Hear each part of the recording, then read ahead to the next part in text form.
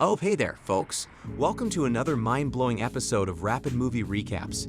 You know the drill, hit that subscribe button, give us a like, and oh, don't forget to turn on those pesky notifications, because, FOMO is real. If you're struggling to catch our incredibly witty remarks, no worries. Just click on that CC button to enable subtitles. It's like magic, but for words.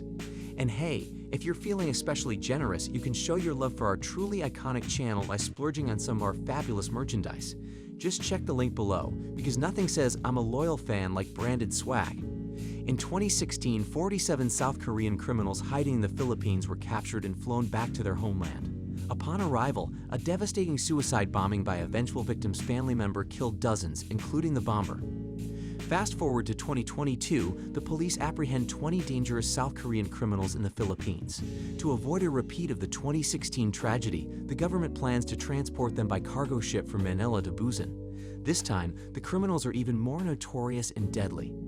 Elite police officers experienced in handling dangerous criminals are assigned to escort them. Among the criminals is Park Jong-do, a cold-hearted rapist and murderer of 30 women. He arrogantly insults and spits on the elite team leader Lee Seok-woo. Furious Seok-woo humiliates Jong-do in front of the other criminals to assert his authority. In Seoul, a commando team led by Da-won oversees the operation, providing guidance to Seok-woo's team during the voyage. The criminals are locked in shared cells, each closely guarded by police. Seok-woo lays down the rules for the journey, met with resistance and provocation from most prisoners. However, the enigmatic lead duo remains silent and calm, intriguing everyone. Seok-woo and his team are also responsible for guarding female criminals, including Choi Myeon-ju, a convicted murderer. Policewoman Lee Dae-yeon watches over the women, while Dr. Kyung-ho and nurse Yoon-ji provide medical support. However, Yoon-ji is unaware that Kyung-ho has brought along unusual medical equipment and drugs. In addition to the medical staff, cooks prepare meals for the prisoners and crew. As they serve food, Kyung-ho secretly enters the engine room with his mysterious supplies.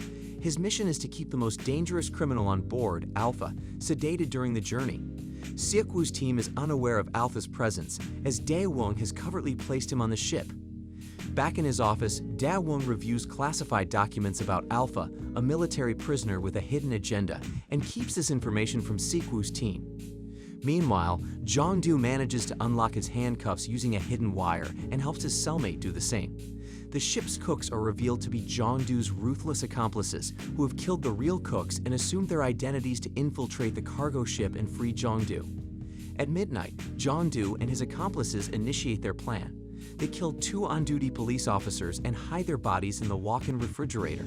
They then proceed to the control room, killing the crew and cutting off communication networks to isolate the police. Jong-do tricks a policeman into opening his cell, then violently attacks him. His accomplices arrive and massacre the surrounding police, while Jong-do tortures and kills the officer. Upon learning of the attack, Seok-woo rallies his team, including Dae-yeon, to fight back. They encounter Jong-do's accomplices in the control room and engage in a fierce shootout, ultimately defeating them. Dae-yeon locates a surviving crew member who directs them to an emergency satellite phone in the engine room. Meanwhile, Jong-do releases the prisoners, but Duo warns him against hijacking the ship, anticipating future trouble. Jong-do disregards the warning and continues his plan to kill the police and seize control. Hearing the gunshots, Kyung-ho and Yoon-ji lock themselves in the infirmary to avoid the chaos. As Jong-do heads to the engine room, a criminal named Kun-ba is seen moving police bodies to the walk-in refrigerator.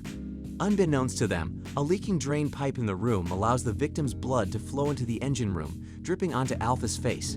Surprisingly, Alpha awakens despite the drugs and struggles to break free from his restraints.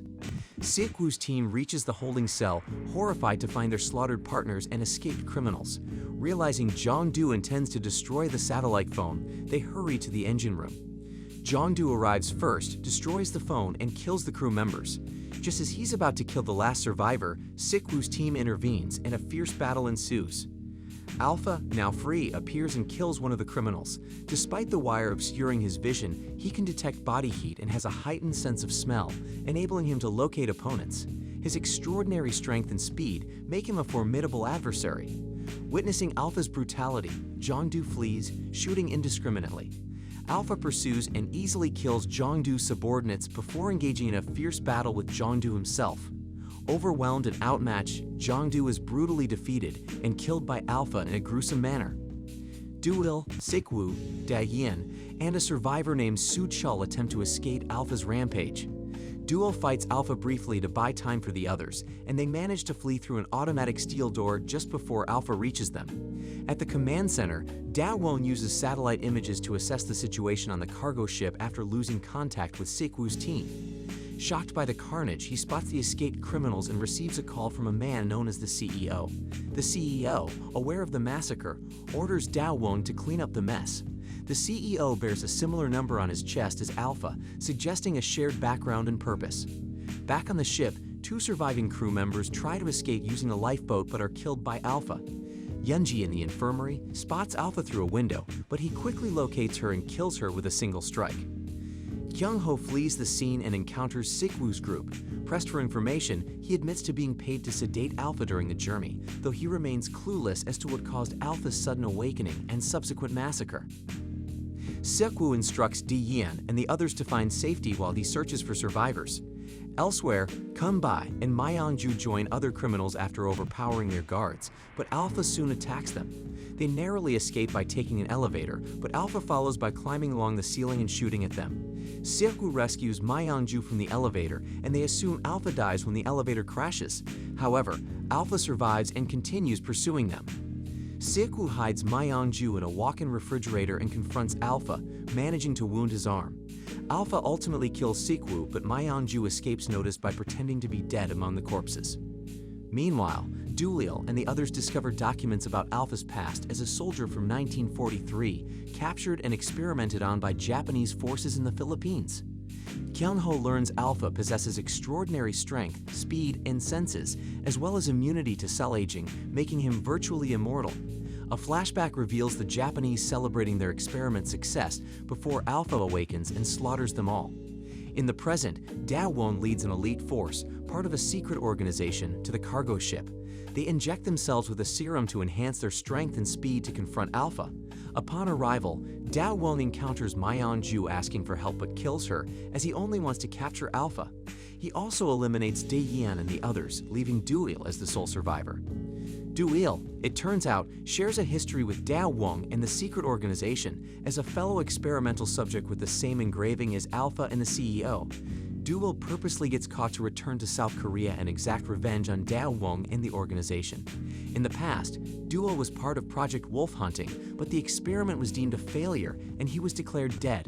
However, Du-il revived, went into hiding, and started a new life. Du-il eventually marries and has a child, but Da-won's organization discovers his survival and murders his family. In the present, Du-il disguises himself as a dangerous criminal to return to South Korea for vengeance. During a confrontation between Du-il and Da-won, Alpha reappears and attacks. An intense battle follows between Da-won, the elite forces, and Alpha. The enhanced elite forces fall to Alpha, but Da-won, with his increased strength from the serum, overpowers Alpha. After defeating Alpha, Da-won faces Du-il in a fierce fight. Despite Da-won's enhanced strength, Du-il refuses to give up and eventually corners Da-won. In a final act of defiance, Du-il drags Da-won with him as they both plunge into the sea. Meanwhile, it is revealed that the CEO was also one of the soldiers experimented on by the Japanese in 1943, just like Alpha. However, the CEO is stronger than Alpha and establishes a secret organization to continue superhuman experiments, with Du-il being one of the subjects. At his headquarters, the CEO encounters a young boy who is also an experimental subject. Shockingly, the boy is revealed to be Du-il's son, who was presumed dead but is now held captive. Da-won discovered that the boy inherited his father's superhuman gene, making him the only naturally born superhuman who doesn't require the serum to enhance his abilities. The film concludes with Du-il surviving his plunge into the sea. He swims to shore, determined to exact his revenge on the secret organization responsible for his family's demise. The story conveys a moral lesson. Using humans or other living beings as experimental subjects can lead to dire consequences, as they may eventually turn against their tormentors, seeking retribution for the suffering they endured. Oh, come on folks, do the creators and artists a solid by watching the full movie at the link in the description below. You know you want to. Thanks for watching this little gem, and hey, while you're at it, smash that like button and subscribe for more of these delightful rapid movie recaps.